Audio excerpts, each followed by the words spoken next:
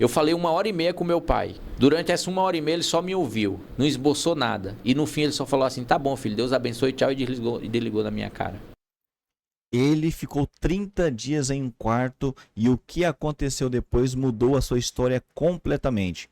Irmãos, assista comigo a mais um testemunho forte e impactante aqui no nosso canal. Mas antes, deixe o seu like nesse vídeo, comente, compartilhe e inscreva-se aqui no nosso canal para continuar recebendo mais testemunhos como esse. Na descrição do vídeo eu vou deixar o link do episódio completo. Então assista esse corte comigo e depois clique no link aqui abaixo e assista ao episódio completo. Vamos ver o vídeo. Sou o pastor Júnior, sou autista, nível 1 de suporte. Somos uma família atípica, na realidade. Minha esposa também é autista, tenho mais 2 filhos autistas, o Benjamin e a Esther, e isso não nos impede de fazer a obra, ao contrário, isso faz parte do nosso testemunho, faz parte da nossa história. E através também do autismo, Deus também alcançou muitas vidas, muitos adolescentes que viviam um conflito de identidade, por não se compreender e não entender quem eram. E os pais muitas vezes achavam que era malcriação, que era birra, que era falta de educação, mas era um conflito de identidade que eles viviam. E muitos tentando tirar a sua própria vida com suicídio. E Deus, pela misericórdia, nos levou até essas famílias para que elas fossem alcançadas. E já de antemão, entrando aqui no início da minha história, né? Que é quando tudo começou.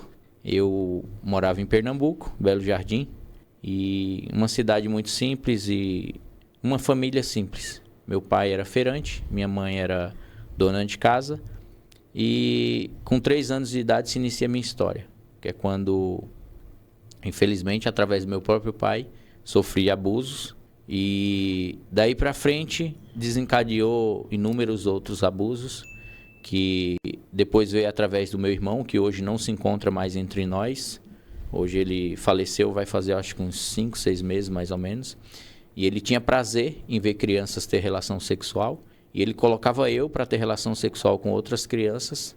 Enquanto isso ele ficava observando a gente se relacionando ali. Meu Deus, que tanto coisa. com menino quanto com meninas. E isso a gente com 5 anos, 5, 6 anos de idade. E isso era várias vezes por dia, enquanto ele tinha seu prazer ali. E nisso desencadeou uma vida de promiscuidade muito grande sobre a minha vida. E a área sexual foi ativada e afetada de uma forma muito devastadora. Porque aquilo gerou em mim um desejo contínuo e diário de me relacionar, tanto com menino quanto com menina. Então, a minha infância, até a minha adolescência, até os 14, 15 anos, eu não entendia o que era uma orientação sexual, porque eu me relacionava com ambos os sexos, porque aquilo para mim era algo normal, porque foi me apresentado na minha infância. Então, fui abusado por primos, por tios, tudo que você imaginar de parente que eu tinha como referência de família, eu vivi abusos entre eles. Tive prática de incesto com primas, dentro da minha casa, na casa delas, e inúmeras outras situações que aconteceram. E tudo isso para mim era a coisa mais normal do mundo, porque isso foi me apresentado pelo meu irmão, e dali desencadeou algo que eu não tinha mais controle, porque ali foi aberto no mundo espiritual uma porta que a gente chama na cura interior libertação, que se chama vínculo de alma. E o vínculo de alma ele gera algo muito forte na pessoa, porque a gente vai atribuindo características das outras pessoas. É como se você pegasse aquela tarraxinha que você coloca as coisas numa lousa, você vai grudando lá e ela vai ficando grudado. Então, cada pessoa que você se relaciona sexualmente vai ficando um pedaço da alma daquela pessoa. E, principalmente, características delas vão sendo ligadas a você. E a própria ciência também hoje já testifica isso. Falando que uma pessoa, quando ela se relaciona com outra, ela vai adquirindo traços da pessoa que ela se relacionou sexualmente, através da genética sanguínea. Então, para você ver o efeito que isso tem no mundo natural.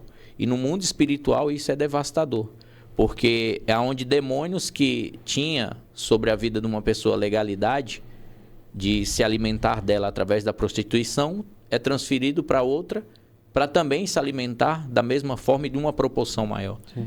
Então, cada vez que você se relaciona com uma pessoa sexualmente, isso vai desencadeando cada vez mais os desejos, os prazeres. E principalmente, você vai fazendo coisas que aos olhos humanos é inatural. Então, na minha infância, eu pratiquei o bestialismo, que é sexo, ter relações sexuais com animais. Porque eu via e primos meus fazer isso com animais, então eu achava que aquilo era... Então, tudo isso foi me apresentado na minha infância. Não foi na minha adolescência ou maturidade. Não, foi tudo na minha infância. Porque o meu pai, ele largou da minha mãe, eu tinha 5 anos de idade. E minha mãe, ela teve, por ser dona de casa, ela não tinha recurso. Então, ela teve que buscar meios para se trazer o alimento para dentro de casa. Então, ela foi trabalhar na feira, com venda de roupas. E nisso, eu ficava em casa, com meus irmãos e na rua. Então, infelizmente, isso há 35 anos atrás, as crianças ficavam na rua até 10, meia-noite brincando. De esconde-esconde, de pega-pega, de queimada. Então, lá onde eu morava, no bairro que eu morava, tinha várias casas que eram casas abandonadas. Então, as crianças entravam para brincar lá dentro. E lá dentro acontecia inúmeras relações sexuais de meninos com meninas, meninos com meninos. E nisso era uma prática diária que a gente tinha, todos os dias, várias vezes por dia. Então, isso, a minha infância foi totalmente assim, devastadora. Aí, com 5 anos, meu pai largou a família e foi morar com outra mulher. Então, a estrutura e a visão que eu tinha de família ali estava sendo corrompida, estava sendo destruída, né? E minha mãe, por ter que trabalhar para manter a casa, eu também não tinha a figura materna dentro da minha casa. Uhum. Então, eu fui crescendo, sendo maltratado pelos meus irmãos, sendo agredido por eles, abusado por eles e tendo essa vida de sofrimento. Aí fui crescendo e o coração cada vez endurecendo mais, porque toda pessoa que se aproximava de mim era para me causar algum dano físico ou emocional ou verbal. Então, fora isso, eu tinha um diagnóstico. Então, eu era taxado e rotulado como um esquisito, como um perturbado, como um malcriado, como tudo, entendeu? Porque, infelizmente, há 35 anos atrás, autismo não era nem falado. O autismo que antigamente era falado, as crianças eram taxadas como debilóide, mongoloide, era assim, né? Que era aquela pessoa que não se enquadrava no cenário. Era lenta, isso, né? isso. Só que eu não era lento, eu era agitado. Agitado. Então eu era taxado como um malcriado, como um rebelde, entendeu? Como a ovelha negra da família, como o patinho feio, como tudo, entendeu? Então, assim, por quê? Hoje não, hoje eu tenho um diagnóstico, eu já sou laudado, já tenho um diagnóstico assinado por uma neuro e por um psiquiatra. Eu tenho autismo, tenho TDAH, tenho superdotação. Então, hoje eu entendo quem eu sou. E foi através do diagnóstico que eu compreendi 80% da minha infância. Por que eu era, por que eu não me achava pertencente. Em todo momento eu buscava fazer parte de um grupo, de uma turma, de uma galerinha. Porque eu queria me sentir aceito. Uhum. Porque eu já sofria a rejeição paterna, né? Sim. Então eu já tinha essa rejeição paterna, então eu já buscava a aprovação das outras pessoas, porque eu não tinha dos meus pais. Então quando a gente tem a ausência paterna e materna, a gente busca a todo custo a aprovação das pessoas, ser reconhecido, ser visto. Então o meu sonho era ser um super-herói, porque o super-herói era uma pessoa de destaque, né? Era uma pessoa que todo mundo admirava. Uhum. Então eu cresci tendo esse sonho. E Deus, ele é muito engraçado, porque Deus, ele faz a gente sonhar coisas que ele gera no nosso coração, né? Exato. Ele gera sonhos no nosso coração e faz a gente sonhar junto com ele. Uhum. Então eu nunca me imaginei vivendo para Deus, nunca. Eu não suportava falar a palavra Deus perto de mim, porque isso me gerava muita dor. Porque eu via todo mundo ter um pai, eu não tinha um pai físico, e não tinha um pai espiritual. Porque nunca foi me apresentado um Deus que cuida, que dá amor, que fala com você, que fala que te ama, que não vai largar de você. Eu nunca tinha conhecido esse Deus. E eu via as pessoas falarem, irem para a igreja, e eu dizia, isso é mentira. Porque que Deus é esse que olha o sofrimento que eu vivo e ele nunca fez nada para mudar. Então a visão que eu tinha era isso. E eu nunca vi ninguém da igreja chegar e dizer assim, menino, Jesus te ama. Nunca. Nunca ouvi isso de um cristão. Eu nunca ouvi um cristão chegar para mim e dizer assim, ó, Deus mandou te dar um abraço. Nunca. Isso eu vim ouvir depois que eu aceitei a Jesus. Mas eu não tenho dúvida que Deus tentou me alcançar antes. Eu não tenho dúvida disso. Com certeza, né? Infelizmente, é o que eu falo. As pessoas, elas não se importam mais com as almas das outras pessoas. Elas se importam com a sua dor, com o seu vitimismo, com o seu orgulho, com a sua arrogância, com a sua prepotência. Mas com as almas das pessoas, não. Porque se a gente realmente se importasse com as almas, não tenha dúvida que a gente seria muito, muito diferente. A gente não viveria para nós. Todo mundo tem suas guerras, Isso. A gente viveria por reino. E viver por reino é o que Paulo fala, né? Não mais vivo eu, mas Cristo vive em mim. Quando ele fala não mais vivo eu, ele está falando, eu não quero saber da vida que eu quero, desejo ter. Sim. Eu quero saber da vida que Cristo quer que eu tenha. Isso. Eu quero viver aquilo que Cristo quer que eu viva. É verdade. Então, assim, eu quero ir para onde Cristo quiser me levar. Que nem, nós somos de Goiânia. Viajamos a madrugada toda para chegar aqui. Eu tinha inúmeros compromissos para resolver hoje. E Deus falou assim, vai. Então, assim, por quê? Eu aprendi que é melhor obedecer do que sacrificar. E hoje as pessoas entenderam que é melhor sacrificar do que obedecer. Invertiu, né? Então, elas sacrificam recursos, coisas materiais, mas não obedecem mais a Deus. Em nada. Em nada. Elas querem... elas estão vivendo aquilo que Martinho Lutero viveu lá atrás. Elas estão pagando pela indulgência, estão pagando pelo pecado. Para continuar na prática, para continuar no erro. Mas não querem verdadeiramente obedecer a Deus e abrir mão das práticas e do pecado.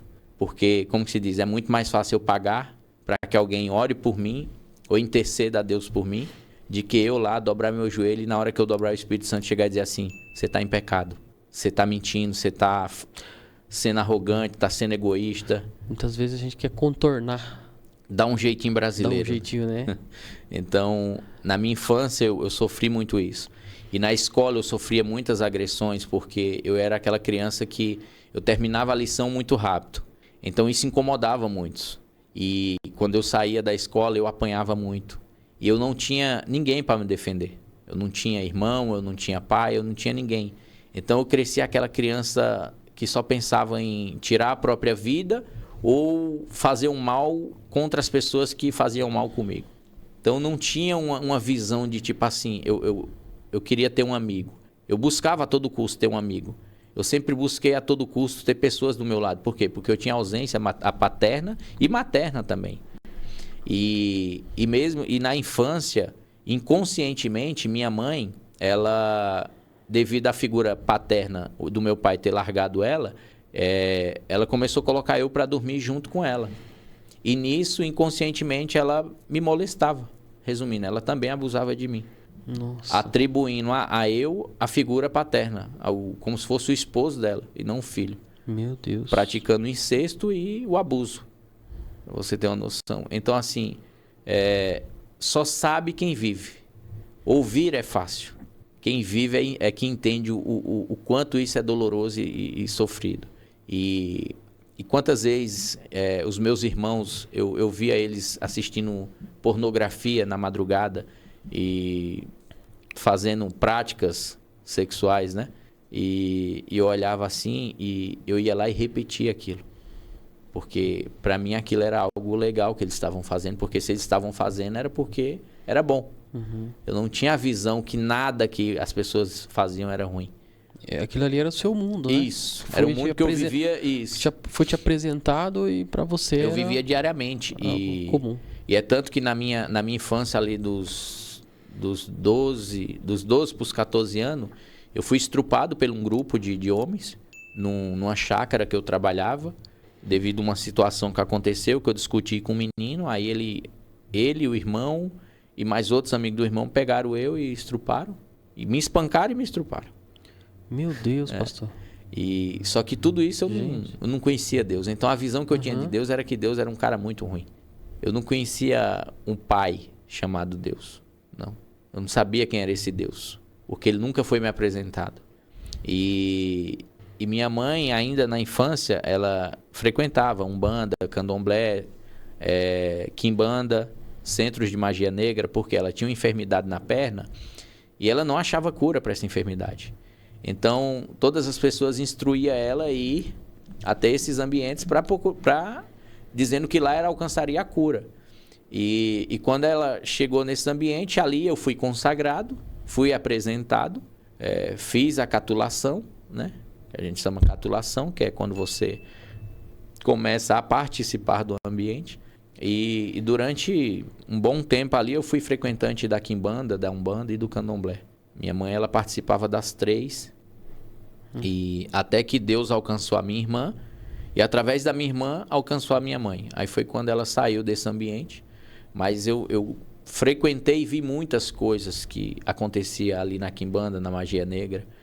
E aquele cenário para mim era um cenário assim que eu achava aquilo, eu ficava maravilhado, porque as pessoas incorporavam e eu via elas fazer coisas que no mundo natural isso não era possível. Então eu olhava aquilo ali com admiração. Só que era ali Satanás já sabendo o propósito que Deus tinha comigo, ele tentando me cativar para eu me sentir pertencente àquele ambiente para sempre, né? E é tanto que por muitas vezes eu vi as pessoas dizer assim: você precisa desenvolver a sua mediunidade, você precisa desenvolver os dons que Deus te deu aqui dentro, porque lá eles falam sobre Deus, lá eles ministram um Deus que na forma deles é a correta. Mas infelizmente eu sempre falo que a palavra de Deus fala isso, né?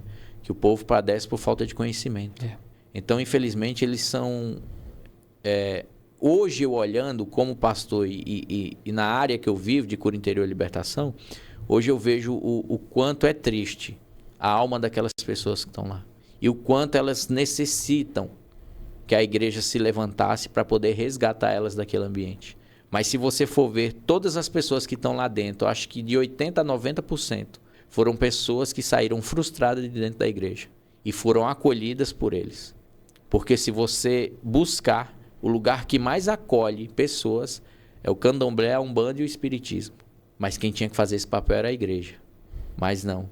Hoje, se uma pessoa da Umbanda ou do Candomblé ou do Espiritismo vai passando de um lado e um cristão está passando, ele vira a cara e já começa, está repreendido em nome de Jesus.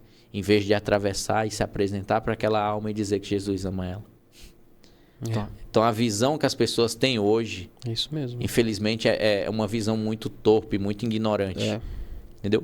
Que não se importam mais com as almas, não se importam com as almas que precisam ser alcançadas e libertas. Porque muitos estão lá não é porque eles querem, não, é porque eles não têm outra opção. Não foi apresentada uma outra opção a eles para eles poderem sair daquele ambiente. Não foi apresentado um Cristo que alguém falou: não, eu vou sacrificar. Eu vou dobrar o meu joelho, vou perder noites de sono na madrugada, mas eu vou resgatar aquela alma daquele ambiente. Eu vou orar para Deus para que Deus resgate todos aqueles que estão ali dentro daquele centro. Não, hoje as pessoas se importam mais com o seu eu, se vitimizando, sendo egoístas e orgulhosas. Então, hoje o ministério que eu e minha esposa exercem é justamente isso. É um ministério que não tem holofote, não tem câmera, não tem curtida, não tem destaque, mas são casamentos restaurados, famílias alcançadas, vidas que estão na depressão são curadas e libertas. De Goiânia, de Imperatriz, de inúmeros estados fora do Brasil. Quantas pessoas que a gente ministra que são de outros países. E tudo através de um testemunho que eu contei, essas pessoas foram chegando. E Deus foi alcançando. Exato. Então, a gente acha que não é viável. Sim, eu vejo que a internet, ela sendo usada da forma correta, as ferramentas sendo utilizadas, direcionadas por Deus, ela pode fazer uma devastação tremenda no inferno. Sim. Ela pode alcançar muitas almas que não foram alcançadas. Isso. Mas também, infelizmente, hoje a internet, o que a gente mais vê é a própria internet zombando, os próprios cristãos zombando dos outros cristãos. E isso é terrível, né? Isso, primeira coisa que traz é um descrédito sobre o Deus que a gente serve. Exato. Um Deus desorganizado, um Deus bagunçado, um Deus que não tem controle sobre os cristãos, né? Um Deus que não tem um padrão, que não tem uma regra, um Deus que não tem uma disciplina, que cada um monta a sua disciplina, porque cada placa de igreja carrega a sua disciplina e a sua doutrina. Agora você vai na Bíblia, a doutrina é uma só, a disciplina é uma só para todos. Deus não faz diferença para A, para B e para C. É verdade. Mas a placa de igreja faz. Se você tem recurso para oferecer, você é colocado no banco de destaque. Você é consagrado rapidamente, sem precisar passar por etapas, já pulando todo o protocolo que existe. O mesmo protocolo que o homem cria, ele mesmo quebra e coloca você lá em cima. Se você tiver recurso, rapidamente você chega a ser um pastor, um bispo, um apóstolo e outros títulos que existem. É verdade. Mas se você não tem esse recurso, infelizmente, você não chega a ser nenhum obreiro. Por mais que você queira servir, eles não te permitem. Infelizmente está acontecendo muito, né? E eu creio, pastor, que isso não vai ficar impune, não. Diante de Deus, ninguém vai ficar impune. Deus, ele já está expondo muita coisa. Não é Satanás, não, é Deus. Eu não tenho dúvida que é Deus que está expondo. É verdade. Deus, ele está tirando muita máscara e vai tirar mais ainda. Esse ano de 2026, eu não tenho dúvida que Deus vai fazer uma devastação tão grande em tantos altares. Deus vai tirar tanta máscara que está encoberta, tanta podridão. Deus vai limpar, literalmente. E Deus vai pegar quem está embaixo e vai colocar lá em cima. Eu também creio. E vai tirar aqueles que estão em cima, achando que são cabeça, que tem o poder, e vai colocar para sentar novamente e aprender. Aquilo que eles esqueceram, que é o primeiro amor, as primeiras obras, o princípio da palavra de Deus. Lá em Mateus 6, 9, Deus inicia o Pai Nosso. No versículo 12 ele vai dizer assim: perdoa as nossas dívidas assim como perdoamos os nossos devedores. Só que no versículo 14 e 15 ele vai deixar resumido e bem claro o que representa o Pai Nosso. Porque no versículo 14 ele vai dizer assim: se vós, ele vai dizer eu e você, se vós perdoardes aos homens as vossas ofensas, o vosso Pai Celestial também perdoará a vós. E no 15 ele vai dizer: mas se vós não perdoardes aos homens as vossas ofensas, o vosso Pai Celestial também não perdoará a vós. Aí se você for lá em Êxodo, capítulo 20, versículos 12, o Senhor vai falar: filhos, honra pai e mãe para que seus dias se prolonguem sobre a terra e te vá bem. Aí lá em Efésios 6, versículo 1, ele fala a mesma coisa: filhos, honra pai e mãe para que seus dias se vá bem sobre a terra, porque este é um mandamento com promessa. Mas em que momento Deus está falando que minha mãe e o meu pai têm que prestar? Em que momento Deus está falando que o meu pai e a minha mãe têm que me dar amor, carinho, abraço, atenção? Em nenhum momento. Ele está falando para eu, como filho. Só falou para respeitar, né? Honrar. Honra. Honra é algo que vai além. Honra é quando você coloca uma pessoa como destaque. Entendeu? É quando você fala: não, ela é uma pessoa que eu admiro, que eu honro, literalmente. Isso. Entendeu? É uma pessoa que eu falo bem, que eu respeito. Entendeu? Que eu tenho um carinho, que independente se ela me dá algo em troca, eu faço por ela com gratidão, com amor. Independente se eu recebo.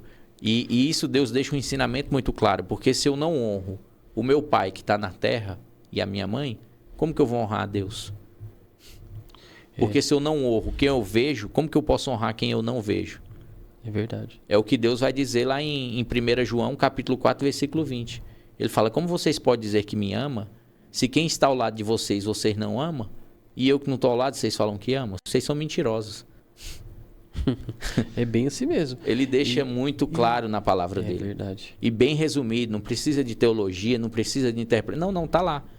Escrito em qualquer versão da Bíblia, você vai ler do mesmo jeito. A interpretação vai ser a mesma. Ele chama verdade. todos de mentirosos, independente da versão. É verdade. E é só nós pensarmos que eu preciso do perdão de Deus todos os dias. Sim. Mas se a gente imaginar que a gente precisa, se eu preciso, eu tenho que perdoar. Então, é justamente isso. É justamente isso que ele fala. Para você receber o meu perdão, primeiro eu quero que você aplique ele na sua vida. Perdoando quem te feriu, quem te magoou, quem te rejeitou, quem te abandonou, quem abusou de você. Porque quando eu conheci a Cristo, a primeira coisa que Deus fez: liga para o seu pai e pede perdão. Eu falei: o Senhor quer que eu ligue para o meu pai e peça perdão para ele? O meu pai me largou, eu tinha 5 anos de idade. O meu pai abusou de mim. Nunca ligou para saber se eu estava vivo ou morto. Eu com 35 anos de idade.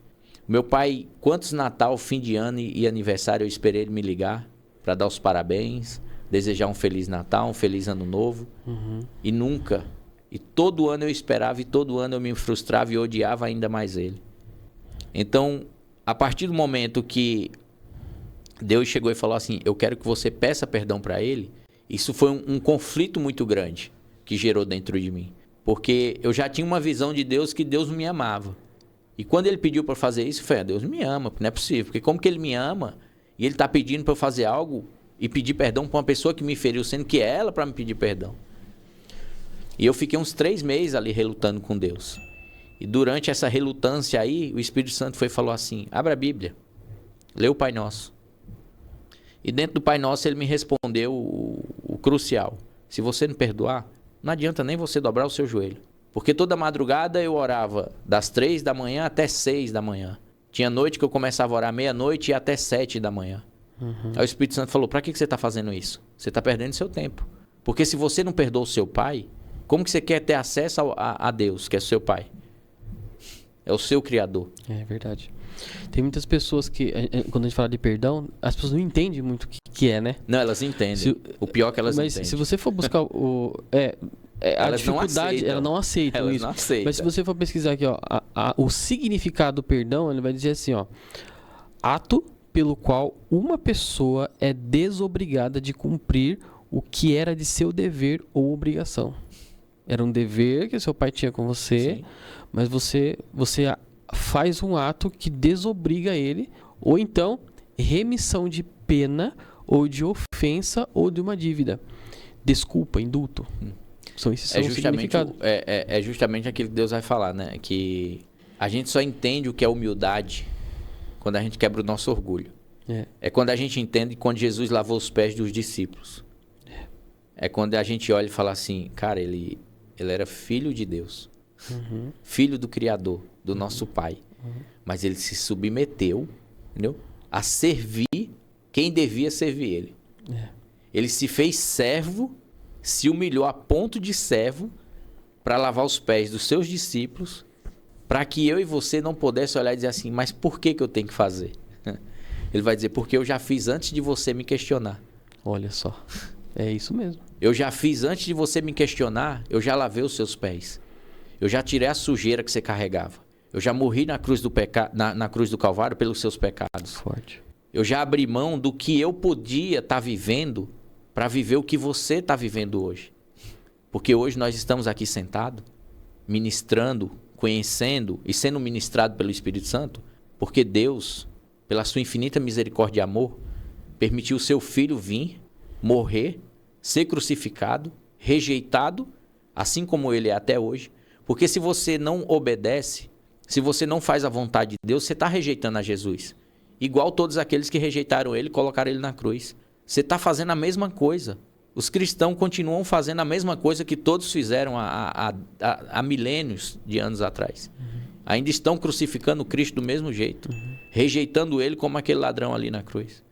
Um foi salvo e o outro foi condenado.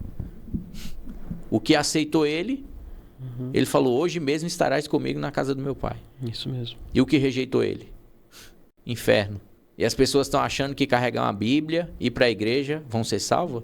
O povo está muito enganado sobre o que realmente é salvação. Infelizmente vai ser tanta gente que vai se surpreender com a vinda de Cristo. Muitos vão ficar, né? Poucos não, muitos. É verdade. É porque as pessoas acham que hoje está dentro de um templo, quer dizer que vai ser salvo. Tem pessoa que bate no peito e fala assim, não, eu tenho certeza da minha salvação. Como que você tem certeza de algo que não pertence a você? Porque essa certeza quem tem que te dar é o Espírito Santo. Mas para você ter essa certeza, primeiro você tem que chegar para ele e dizer assim, Espírito Santo, traz a minha memória. É uma oração simples que a gente deve fazer. Espírito Santo, traz a minha memória. Tudo que está no meu subconsciente, para que eu possa me lembrar. Tudo que eu carrego da minha infância, adolescência, até a minha maturidade. Para que eu possa verdadeiramente me arrepender e pedir perdão a quem eu tenho que pedir. Depois que você fizer essa oração, pega um caderno e uma caneta e começa a anotar. Aí você vai entender se você tem certeza da sua salvação ou não. Meu Deus, é forte. Porque para eu ter essa certeza, primeiro eu tenho que saber aquilo que eu vivi desde a minha infância até a minha maturidade, se foi totalmente corrigida. Sim. Porque tudo que Satanás faz na nossa vida não é na nossa maturidade, é na nossa infância. Sim. Toda pessoa que viveu frustração, abandono de pai, de mãe, abuso físico, emocional, conjugal, patrimonial. Porque as pessoas acham que o abuso é só físico, né? Não. Tem um abuso físico, tem um abuso conjugal, tem um abuso patrimonial, que é aquela pessoa que abusa dos recursos que você tem. Sim. Existem inúmeros tipos de abuso. É verdade. Só que as pessoas atribuem o abuso só à questão sexual, né? E não é só todas isso. essas coisas mexem com Todas, a gente, né? Todas elas vai ter o mesmo efeito Satanás, na sua vida. ele usa para então, te aprisionar, né? É tanto que o meu filho mais velho, ele foi abusado pelo tio e viveu abuso na infância com 2 anos de idade dentro da escolinha que ele estudava. O filho da dona da escola, um homossexual, ele colocou o meu filho para ter contato com o pênis da outra criança. Resumindo, ele fazia a mesma coisa que meu irmão fazia. Só que ele colocava bebês de 2 anos de idade para ficar um pegando nos órgãos genitais um do outro. Para você ter uma noção como Satanás ele é sujo. Porque ele fez aquilo na minha vida, fez na vida dos meus filhos. Porque o propósito dele e o objetivo dele era o mesmo. Mas Deus, pela misericórdia, me alcançou. E através da minha vida, Deus foi lá e curou os meus filhos daquilo que eles...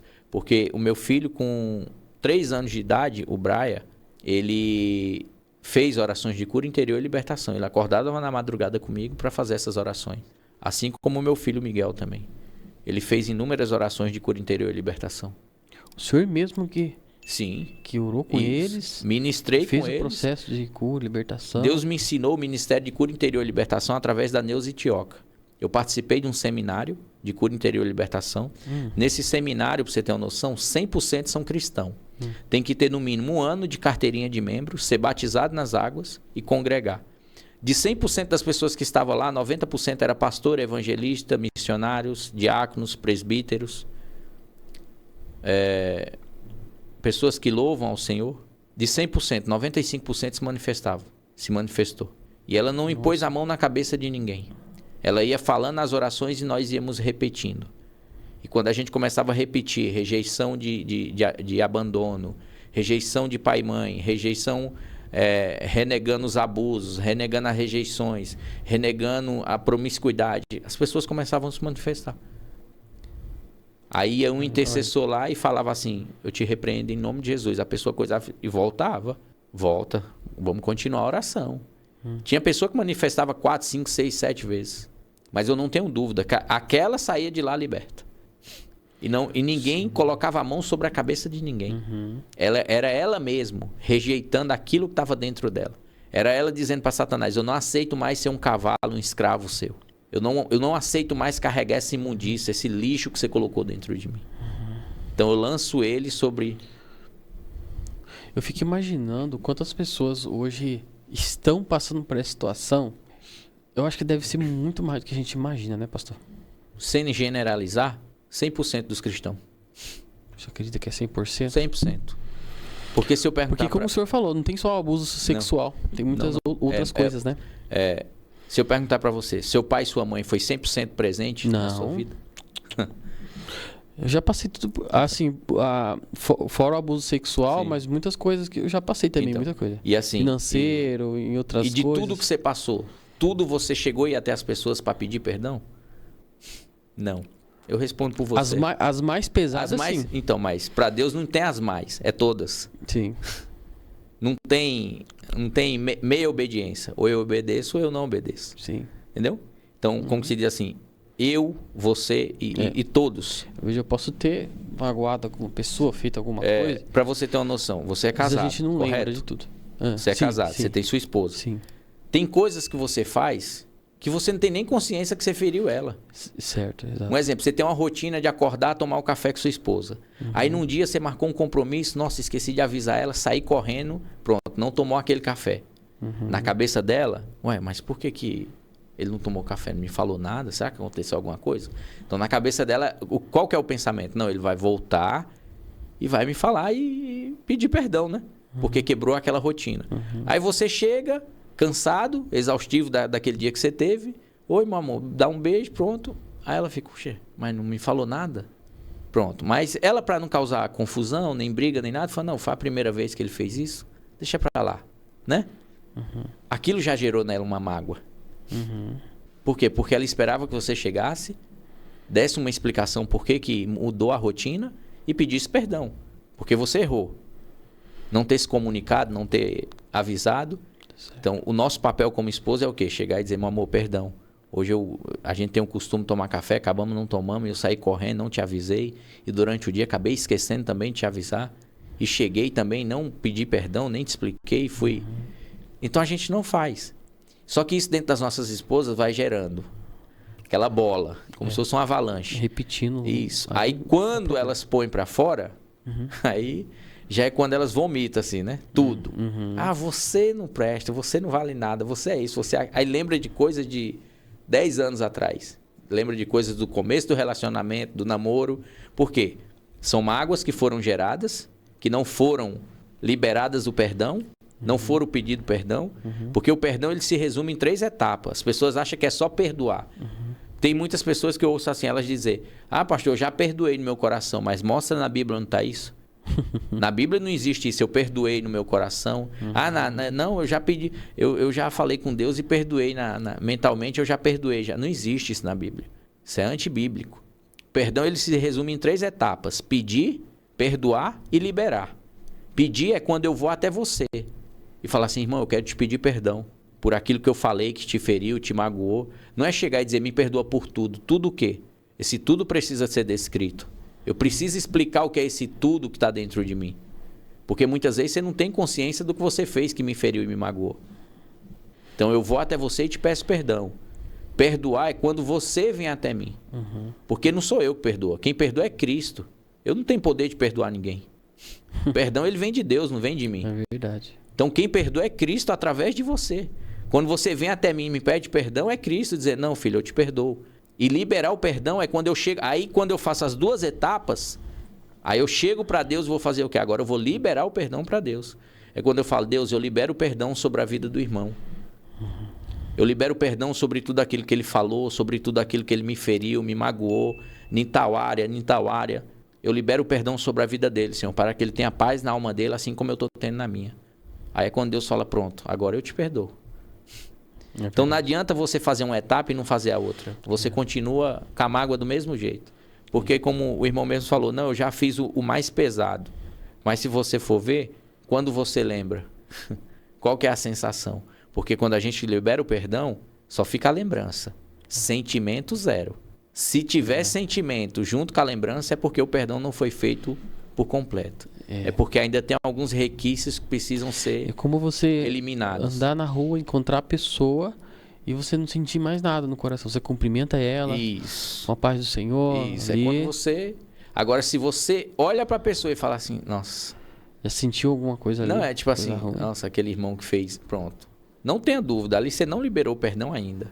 Não, pastor, mas eu já pedi perdão. Não, você não pediu. Você pediu, mas não liberou. Se você pedir e não liberar, o perdão vai continuar, a mágoa vai continuar dentro do seu coração. Não vai adiantar.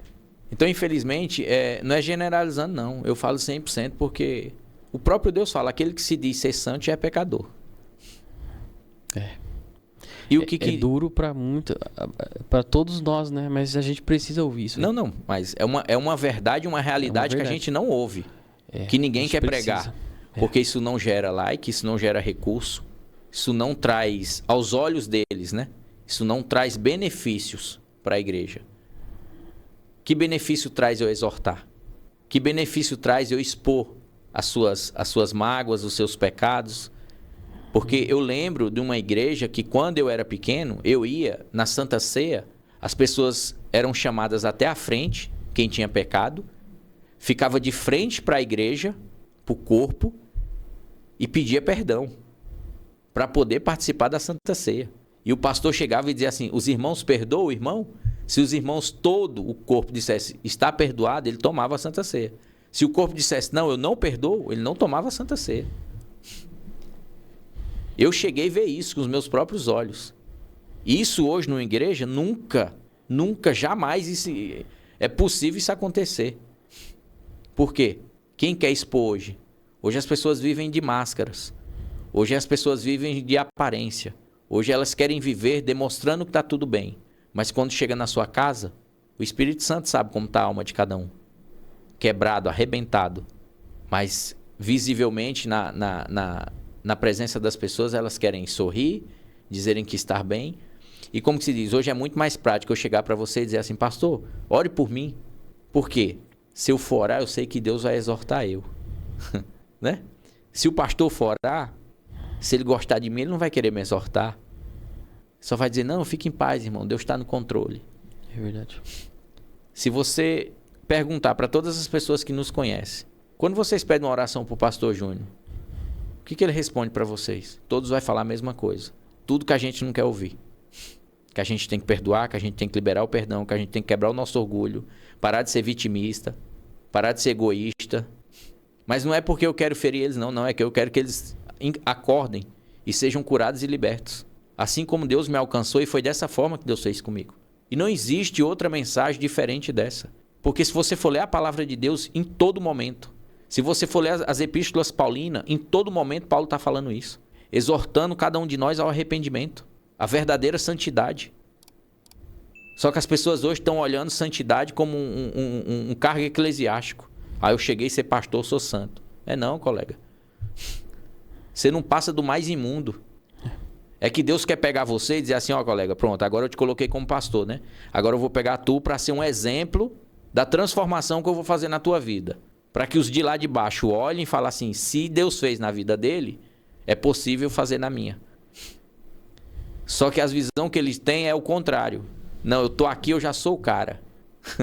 E Deus está falando, não é nada, colega. Eu peguei tu para ser uma referência do pecado, entendeu? E da transformação que eu vou fazer na tua vida.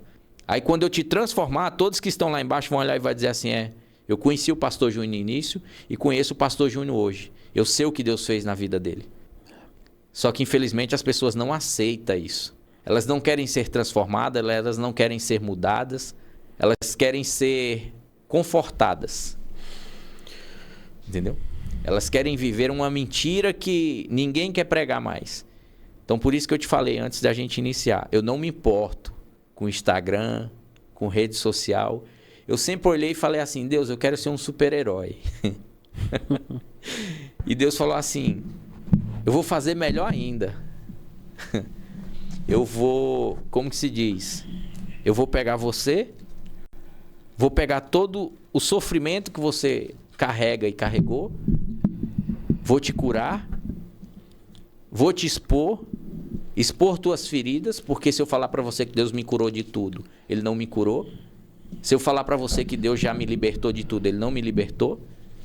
Porque nem Paulo morreu com espinho na carne. Quem sou eu para achar que você liberte de tudo? Porque Paulo, ele falou para Cristo. E orou inúmeras vezes. Senhor, se possível de mim, né? Tira esse espinho da minha cara. Ele falou, não, Paulo, deixa ele aí. Porque ele é o que faz tu me buscar. Porque se eu tirar ele, tu não vai me buscar como tu me busca. Porque tu vai achar que tu já é o cara. Então, foi quando Jesus chegou para ele e falou assim, a minha graça te basta.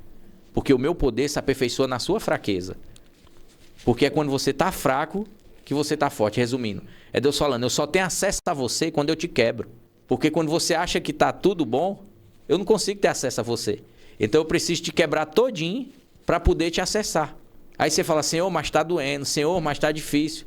Deus falou, não, tá não. Eu nem comecei, Porque eu preciso fazer na sua vida para que todos olhem e falem assim, não, eu vou te curar.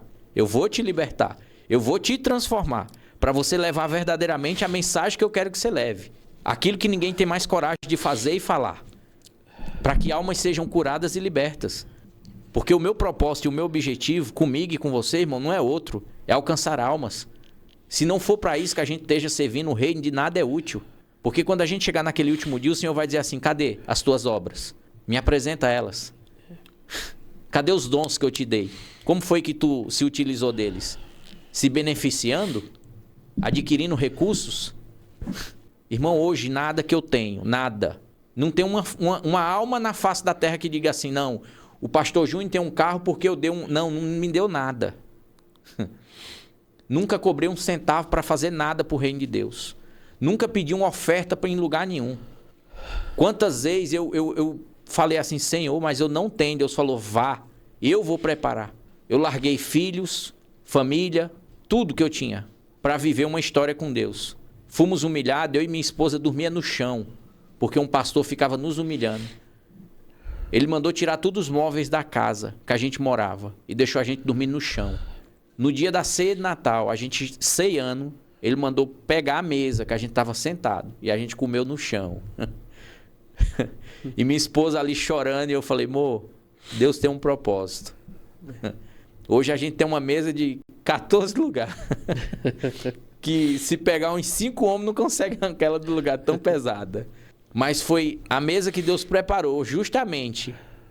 Eu tinha comprado uma prancha de tábua. Ela ficou meses lá. E quando eu comprei, minha esposa olhou e falou, amor, pra que uma tábua desse tamanho? Eu falei, Deus falou que é pra gente fazer uma mesa. Eu falei, mas pra que isso? É eu, você e 2 crianças. E por Deus, na véspera de Natal, Deus falou, monta a mesa hoje. Eu arrumei 5 meninos que trabalhavam comigo.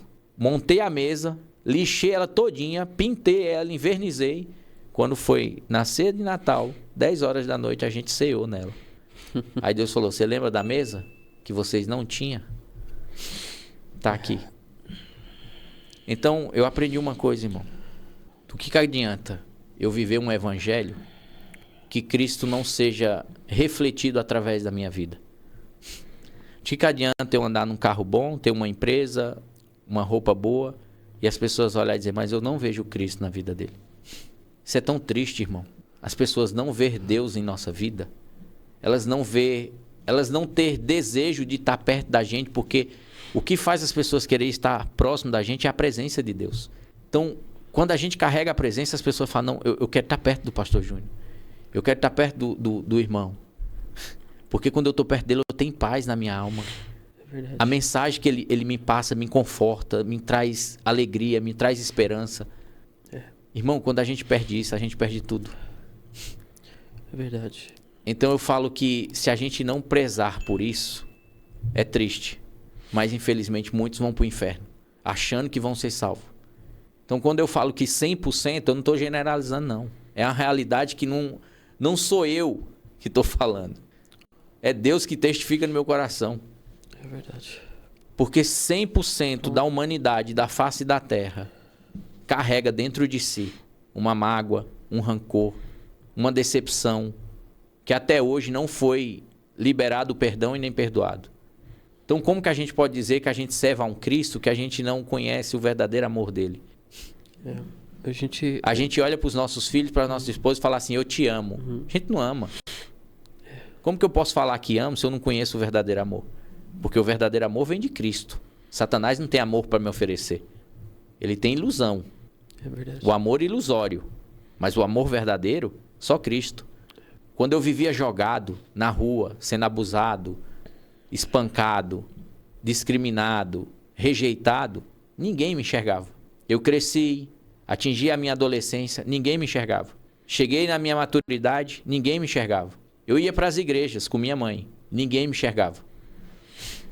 Sabe quem me enxergou? Cristo. Sabe como? Dentro de uma garagem, através de um missionário, que olhou para mim e falou assim, ó, Deus quer falar com você. Quando ele falou assim, Deus quer falar com você, meu corpo travou. Porque o meu pensamento foi, eu vou virar as costas agora e vou sair correndo aqui, que eu não quero papo com esse cara. Ele falou, só vou fazer uma oração aqui atrás e já volto. E quem disse que eu conseguia me movimentar daquele lugar? Eu paralisei literalmente, meu corpo não tinha força para se movimentar.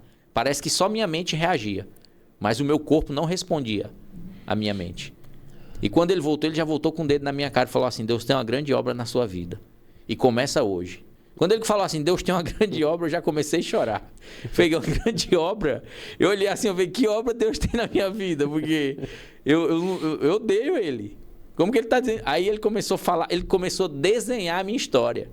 Então Deus se apresentou para mim de uma forma tão linda, que eu falei, não, cara, eu quero esse poder que esse cara tem. Resumindo, é onde volta na infância.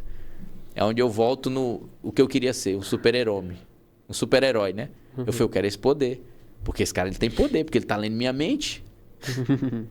Só que eu não entendia que era Deus. Sim. E Deus começou. É tanto que minha esposa, ela vai vir amanhã e você pode... Isso era um conflito muito grande para ela. Porque Deus começou a me usar eu com 2 meses de convertido. A gente ia no shopping, Deus dizia assim, ó, vai ali naquela moça e fala isso, isso. E eu ia. E eu começava a falar, a moça começava a chorar. E minha esposa olhava e dizia assim, mas como? Deus, ele é um pecador. Tá todo torto, a vida toda torta. Como que o senhor tá usando um ser humano desse? Aí é onde entra 1 Coríntios 1:27. Eu escolho as coisas loucas desse mundo para confundir as sábias, as que não são para confundir as que são, e as fracas e desprezíveis para aniquilar as fortes. As pessoas acham que Deus nos escolhe pelas nossas qualidades? Não. Deus nos escolhe porque a gente não vale nada, a gente não presta para nada. A gente não tem utilidade nenhuma para o homem, mas para Deus a gente é muito útil. A partir do momento que a gente se dispõe a obedecer à sua vontade. É verdade. Para você ter uma noção, a gente locou um espaço hoje, aqui, e tinha direito a uma vaga de garagem. E eu fui colocar o carro. Do nada um senhor sai e fala assim, não, seu carro não cabe aqui. E começou a discutir, eu falei, senhor, eu aluguei um negócio ali, o moço falou que essa vaga de garagem. Não, aqui não cabe, não sei o quê, liga para ele, se vira com ele. Faltou me espancar, me xingou de tudo que é nome. Eu falei assim, Deus do céu, o que é isso? Eu simplesmente fiquei só olhando assim, não falei nada. E minha esposa mandou uma mensagem pro dono do Airbnb, do dono do apartamento. Ele falou, moça, nunca na minha vida aconteceu isso. Nunca vi isso acontecer aí. É a primeira vez. Ele falou, Deus do céu, não tô entendendo nada. Meu Deus. Mas a gente tava entendendo. Não era o homem que estava furioso. Sim, com certeza. Era Satanás por aquilo que Deus ia fazer e está fazendo. É verdade. Irmão, se só sua alma foi alcançada hoje, para mim valeu toda a viagem. Todo o recurso que eu gastei. De resto, para mim não... Eu tô sentindo Deus me colocar nos trilhos de novo. Entenda que se só sua alma foi alcançada hoje, todo o cansaço que a gente passou, a madrugada toda dirigindo, o recurso que a gente gastou para vir de Goiânia para cá, tudo. Não tenha dúvida que isso para mim é a coisa mais prazerosa que existe. Porque eu só sirvo a Deus por isso. Às vezes a gente imagina assim, às vezes Deus tem que usar alguém para nos colocar nos trilhos de novo, né? Uma mensagem, uma palavra. Por quê? Para onde a gente está indo, né? Às vezes a gente quer culpar outras pessoas, quer achar resposta em outro. A gente não, na realidade, a gente não quer assumir as nossas culpas. As nossas culpas, exatamente. A gente quer se vitimizar. É mais fácil eu pegar e dizer, irmão, a culpa é sua. Entendeu? Eu sou assim porque você fez mal para mim. Não, Deus está falando, não, você é assim porque você está se fazendo mal. Você é assim porque você não quer quebrar o seu orgulho. Não quer liberar o perdão sobre a vida de quem você precisa liberar. É verdade. Que nem hoje, quantas pessoas que são casadas, que estão assistindo ou vão assistir, que nunca chegaram para suas esposas, isso eu estou falando os maridos, e disseram assim, meu amor, eu quero te pedir perdão por todos os abraços que você esperou e eu não te dei, por todos os cafés da manhã que você esperou eu tomar com você e eu não tomei, por todas as vezes que eu transferi para você uma responsabilidade de sacerdote, de educar os filhos, instruir, e não fiz, e você que fez, por todas as vezes que você queria um carinho, a minha atenção, só que eu te ouvisse e eu não dediquei tempo para você falar comigo. E pedir e mudar, né? Mudar de atitude. Mas também, quando você pede o perdão, ele é automático, irmão. Automático, né? Ele já te transforma a sua mente. Quando o perdão ele é genuíno e verdadeiro, ele gera transformação. Tanto na sua vida, quanto na vida da outra pessoa que está sendo ministrada. Eu falo para você que o perdão ele é a ferramenta que mais Satanás tem raiva. É verdade. E você pode ver, é a ferramenta que Satanás mais usa para endurecer o nosso coração. Por quê? É onde entra o senso de justiça. Eu estou certo, você está errado. Você é o culpado, eu sou a vítima. Aí Deus está falando, não, você é vítima, assim como ele também é vítima. Foi assim que Deus me explicou quando Deus pediu para pedir perdão para meu pai. Deus falou assim, deixa eu te explicar uma coisa. Você faz 35 anos que julga o seu pai, pelos abusos, pela rejeição, por tudo que ele fez na sua vida.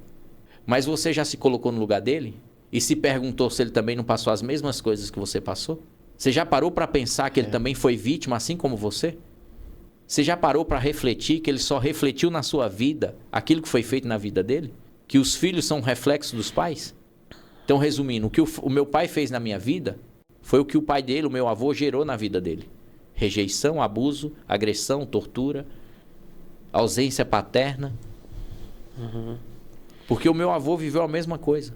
Se separou da minha avó cedo, agredia os filhos, era ignorante, rude. Como que o meu pai ia ser diferente? Só que eu tinha o meu filho, Miguel, de 9 anos. Como que eu era pro meu filho? A mesma coisa. que o meu pai era para mim. Eu não abusei fisicamente dele, mas emocionalmente, quantas vezes eu abusei emocionalmente dele? Mentindo para ele, falando que amava ele sem amar, dizendo que ia buscar ele para passear e não ia, e ele ficava lá chorando, me esperando. Isso é um abuso. Quantos anos ele esperou o pai dele pedir perdão para ele? Aí quando eu conheci a Cristo, ele via Cristo me usar na vida das outras pessoas, para abraçar, para ministrar, para dizer que Jesus amava, que Deus estava curando. E ele olhava e dizia, mas que Deus é esse? Que usa o meu pai na vida de outras pessoas, mas não mostra para o meu pai quem ele é comigo? Assim como eu, ele tinha o mesmo sentimento. Meu filho com 9 anos, ele olhava para mim e dizia assim, eu te odeio, eu quero ver o senhor morto. Meu Deus. Por quê? Assim como ele odiava Deus. Ele falava que Deus não existia. Uhum. Sabe quando foi que isso foi mudado? Quando eu liguei pro meu pai e falei, pai, eu quero lhe pedir perdão. Ele falou, não, mas você não precisa. Eu falei, não, eu preciso. Não é pro senhor, é para mim. Porque o perdão não curou meu pai, curou eu. O perdão não é para Deus curar outra pessoa, é para Deus curar você que está pedindo. Eu falei 1h30 com meu pai. Durante essa 1h30 ele só me ouviu. Não esboçou nada. E no fim ele só falou assim, tá bom filho, Deus abençoe, tchau, e desligou na minha cara. Eu fiquei mais bravo com Deus ainda. Porque eu falei, Deus, eu já sabia que ele ia fazer isso. E Deus falou, também sabia. Eu falei, então pra que o senhor pediu? Você não entendeu? Você lembra tudo que você falou pra ele? Eu falei, lembro. Eu falei, dentro de você, o que você sente hoje, agora? Eu falei, nada. Eu falei, você não entendeu? Eu falei, não. Antes, quando você lembrava do que ele tinha te feito, o que você sentia? Eu dizia, ódio, e agora? Nada. Ele falou, pronto. Agora você entendeu. Era isso que eu queria tirar dentro de você. Agora você vai fazer a mesma coisa que seu filho. Você vai chegar para ele, você vai dizer que durante os 11 anos de vida dele, você rejeitou ele como filho. Que durante os 11 anos de vida, você mentiu para ele. Que você nunca foi um cristão de verdade. Que você vivia de máscaras e de aparência. Então você vai mostrar para ele o que é ser verdadeiramente um cristão. Tirando a sua própria máscara. Quebrando o seu orgulho. Deixando de se vitimizar e se colocando como culpado. Então chegue para ele e peça perdão para ele. Irmão, eu cheguei em casa e falei, filho, eu preciso falar com você. O meu filho, ele olhava para mim e falava que me odiava, com 9 anos de idade, que queria ver eu morto. E eu pegava o meu filho e batia nele com uma cinta, porque foi assim que eu fui educado, que a cinta ou o chinelo era a correção. E era assim que eu fazia com ele. E ele não derramava uma lágrima. Mas nesse dia, eu cheguei para ele e falei assim, filho, o pai quer te pedir perdão. Eu quero te pedir perdão por todos os anos que eu menti para você falando que eu te amava, sendo que eu nunca te amei de verdade. Porque até hoje eu não conheço o verdadeiro amor. Então não tem como eu dizer que eu te amo porque eu não conheço o amor. Eu não recebi do meu pai e da minha mãe, então não sei o que é amor. Então eu te peço perdão por todas as vezes que eu falei eu te amo e não foi verdadeiro. Eu te peço perdão por todas as vezes que eu atribuí a você a separação entre eu e a sua mãe e te rejeitei como filho. Eu te peço perdão por todas as vezes que eu menti para você dizendo que ia te buscar e nunca te busquei. E fui falando, irmão, para ele, tudo aquilo que foi gerado nele. E ele começou a chorar. E chorou. E ali a gente se abraçou e ele falou, pai, eu também quero te pedir perdão. E ele começou a pedir perdão e falar. E Deus ali curou, literalmente, nós dois, irmão. A gente se abraçou, chorou muito. E dali para frente, até aquele instante, ele ia para a igreja, mas o objetivo dele era me causar constrangimento e vergonha. Depois daquele momento, ele falou assim, pai, eu quero aceitar Jesus. Passou 3 meses e falou, pai, eu quero descer as águas. Hoje o meu filho serve a Deus, toca na igreja bateria. É um adolescente. Hoje eu vi e vejo todos os dias o quanto que o meu filho amadureceu e o quanto que Deus tem forjado o caráter dele.